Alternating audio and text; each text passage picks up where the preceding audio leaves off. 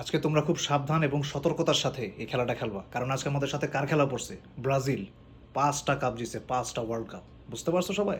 5টা কাপ জিতছে তো কি হয়েছে? এই ব্রাজিলকে আমরা একদম জার্মানির মতো ধুয়ে ধুয়ে ধুয়ে ধুয়ে মাঠ থেকে বিদায় করে দেবো। জীবনে জীবনে একটা কাপ চোখে দেখছো? ওরা আসছে ব্রাজিলের ধুয়ে দিব। কোচ, তাহলে এই খেলায় আমাদের স্ট্র্যাটেজিটা কি হবে? আমি ঠিক যেভাবে বলতেছি তোমরা ঠিক সেভাবেই করবা। এই খেলায় কিন্তু আমাদের জিততে হলে আমাদের যে প্রক্সি ব্যাক স্টেজ কন্ট্রোলার আছে তার কথার কোনোভাবে যেন অমান্য না হয়। তার ডিরেকশন অনুযায়ী কিন্তু আমিও কাজ করতেছি এবং তোমরাও কাজ করবা, ঠিক আছে?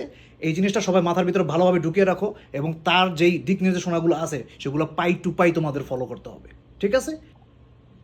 কোচ, তাহলে কি আপনি আমাদের হেড কন্ট্রোলার না? আপনার পিছনে একজন ব্যাক স্টেজ কন্ট্রোলারও আছে। কে সে? কোথায় থাকে? সে কে বা কারা তাদের নাম বলাটা সম্পূর্ণভাবে নিষিদ্ধ এই প্রক্সি আইন অনুযায়ী আমাদের। তবে এতটুকু আমি বলতে পারি যে এই প্রক্সি আইনটা সুদূর বাংলাদেশ থেকে করা হয়েছে, ঠিক আছে? বাট এটাকে ফলো করা আমাদের এখন দায়িত্ব, বিকজ এই প্রক্সি আইন না মানলে আমরা ব্রাজিলের সাথে জিততে পারবো না। ওকে কোচ, আজকে আমরা সেই ব্যাক স্টেজ যে আমাদের প্রক্সি কন্ট্রোলার আছে তার প্রতি পূর্ণ সমর্থন এবং সম্মান এবং আনুগত্য রেখে আজকে আমরা মাঠে ব্রাজিলের বিরুদ্ধে খেলতে নামবো। Good, everyone is good and set. শুধুমাত্র একটা জিনিস মনে রাখবা, বলটা শুধুমাত্র হাল্যান্ডের কাছে দিয়ে দিবা, তারপর বাকিটা আল্লাহ ভরসা।